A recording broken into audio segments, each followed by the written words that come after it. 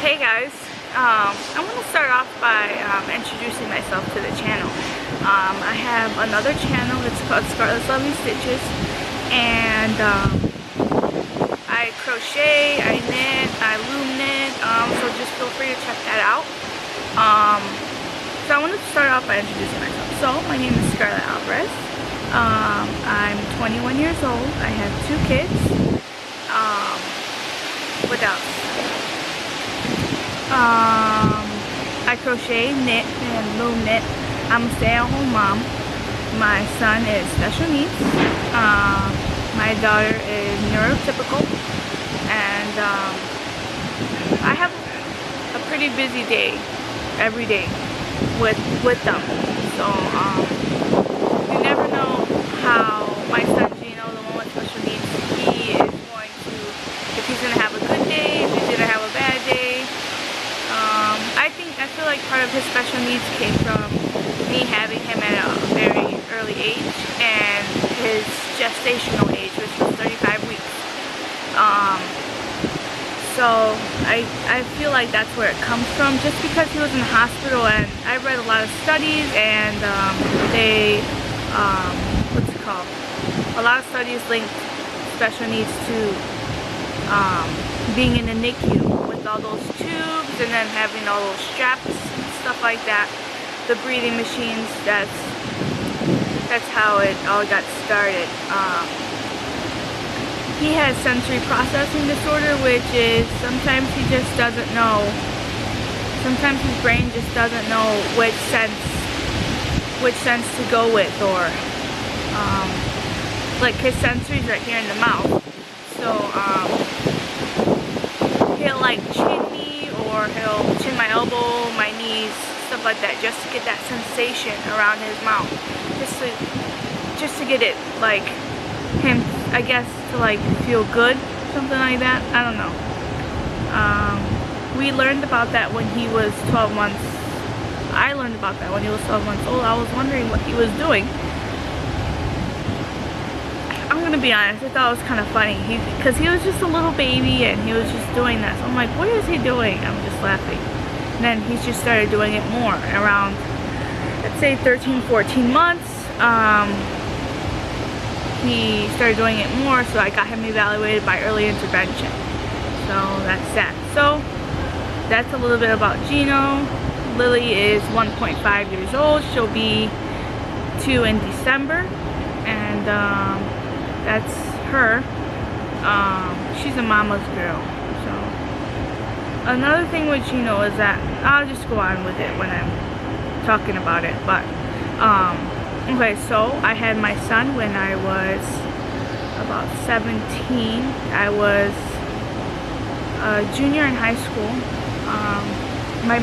The whole thing, how it started. The whole thing is how it started is my mom passed away when I was 15 and a half. I would have been 16 in a few months or whatever. Yeah, she passed away June 1st from a tragic motorcycle accident. It was very tragic. She was a single mom. She was the best mom ever. We had a very close relationship, and it was just me and her at home, and my sister lived with, my sister, I forgot how old she is, 26. She was living on her own with her 2 kids, my 2 nieces.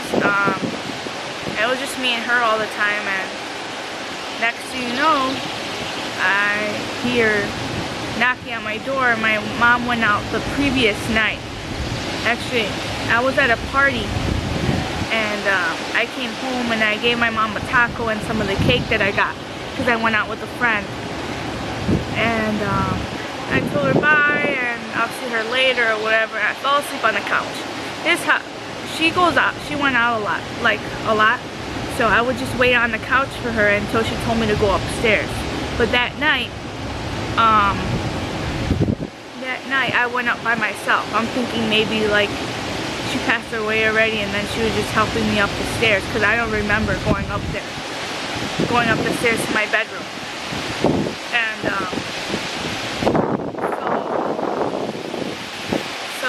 woke up to knocking on my door, and the police officer was there, and I called for my mom, and she wasn't answering. So I'm like, oh my God, what's going on here? And they asked if my mom was there, and I said no, she's not here. And I went to go get her, and she wasn't there. So I went with the police officer to my sister's house because he said he wanted to talk to an adult because I told him I was 15. So then we went, and then I forgot my sister was at work, so we had to go to my uncle's house, and I'm like thinking, where's my uncle's house, because my head was just all around. And then I was like, oh my God, my uncle lives next door. So they told my uncle, and he just broke down crying.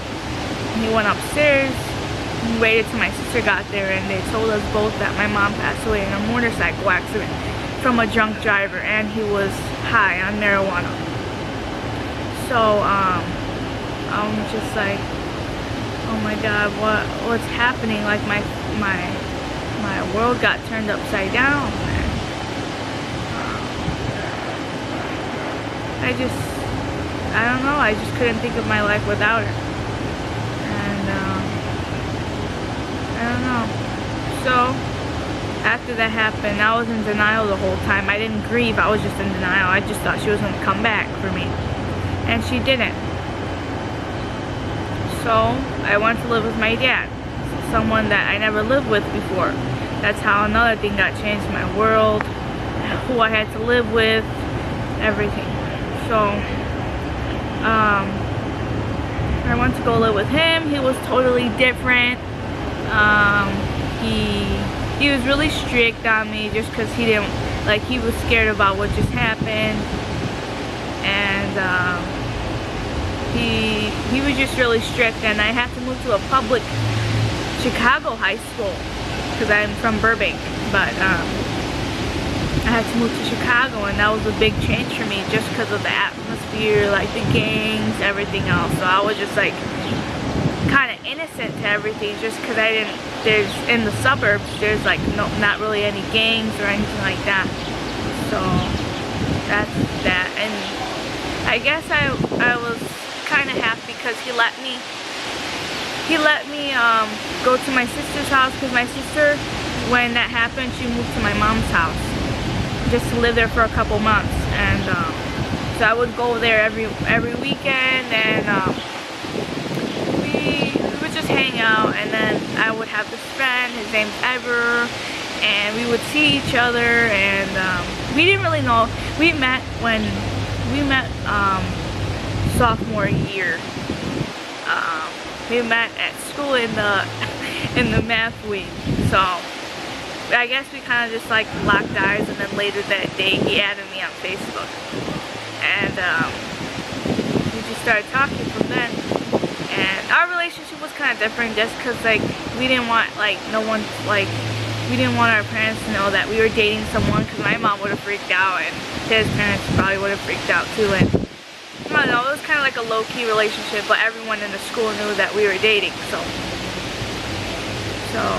yeah, so I started coming over his house when my mom passed away, and I would just go to his family parties, and it was fun. And he was just coming over, his parents dropped him off, and we would just hang out for the day. So that's that. And then how this happened, how I got pregnant was, I guess, you know, I guess we knew that we liked each other more or something, and then that just happened. And then I got pregnant. I was 17 when I got pregnant. I was so scared. I was living with my dad. How I found out was I was at my mom's house, and I took a pregnancy test, and it came out positive. And he was with me because his parents would they were at a party a few blocks away, and he just came over to hang out or whatever. And we were both standing there, and we're like, oh my God, we're pregnant. And then I told my friend, I'm like, come over, because I gotta tell you something. And then she's like, what happened? And I showed her, she's like, oh my God.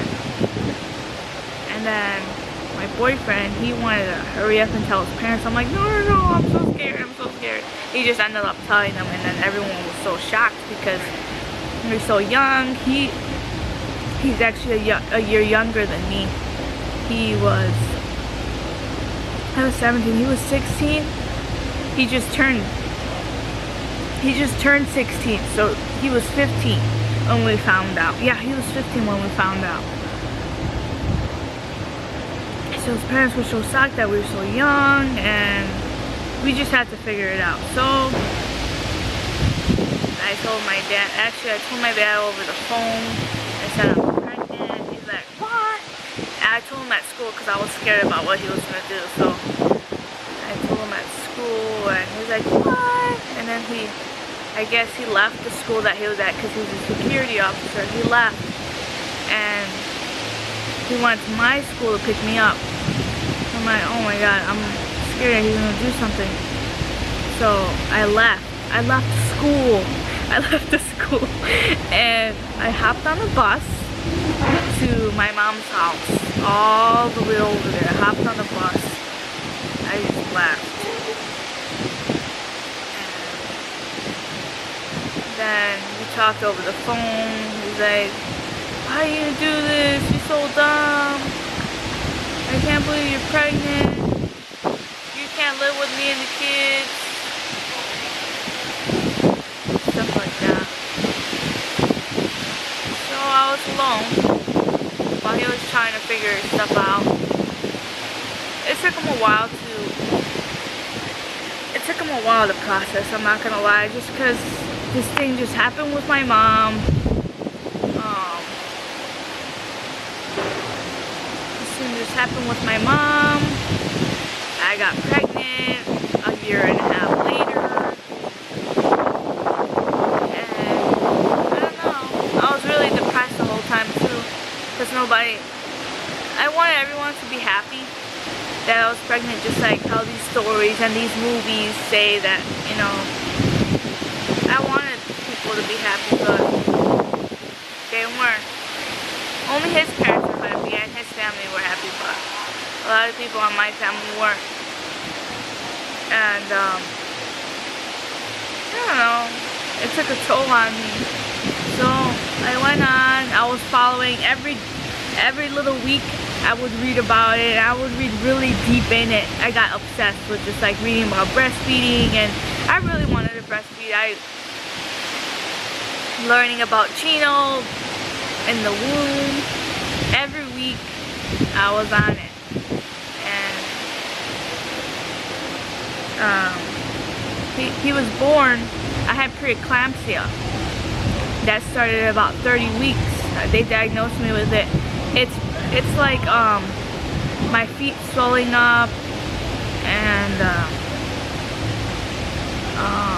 my feet swelling up, blood pressure. I didn't have any protein in the urine, so that's different because a lot of people do.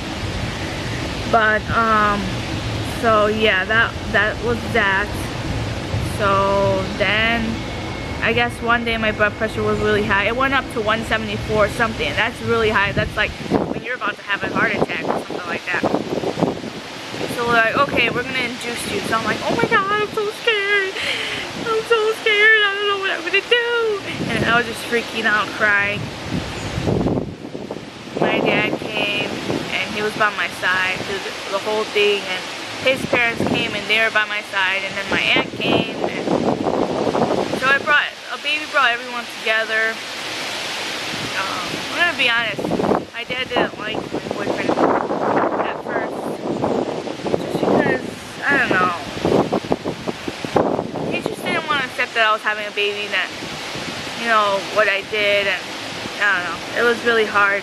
It was really hard having a relationship with both, knowing that they didn't like each other, that he was my only parent, that couldn't really I mean, like, I guess realize that I was having a baby, and he just didn't want to. So a lot of people wanted me to have an abortion, but I stuck to my decision, and yeah. So that was another depressing thing that I went through. So And let's see, so when he was born, his lungs weren't fully developed. So I didn't get an epidural, but yeah, his lungs weren't fully developed, and he, what's it called? He needed CPAP, and I'm not sure, like shots for his lungs, something like that. So I'm gonna put some pictures of him in the video. I'm not sure how to like pop it on the screen or anything like that, so I'll have to figure that out. But that's what he needed, and then he ended up getting jaundice, and then we stayed there for a week, him and I both, just because of preeclampsia. When you get that, like, it just doesn't go away. So mine didn't go away after they gave me the medications that they usually treat it with. So I had to stay there for a week trying to get my blood pressure down, and then I lost a lot of blood, so I had to get 2 units of blood, and that really hurt. They put it through my vein, the same one that they put medications through, so it really burned, and it was really cold. Like, you could feel it in the veins. I don't know. It was bad. So yeah, and then I had postpartum depression, so that's another video. But yeah, so I had him when I was 17, and I'll probably put another video of my daughter when I had her. But yeah, please like, subscribe, and comment, and let me know how you guys like my story. And yeah, I hope you really like it, and yeah, don't forget to subscribe and subscribe to my other channel, Scarlett's Lovely Stitches. So I'll see you guys in the next video. Bye.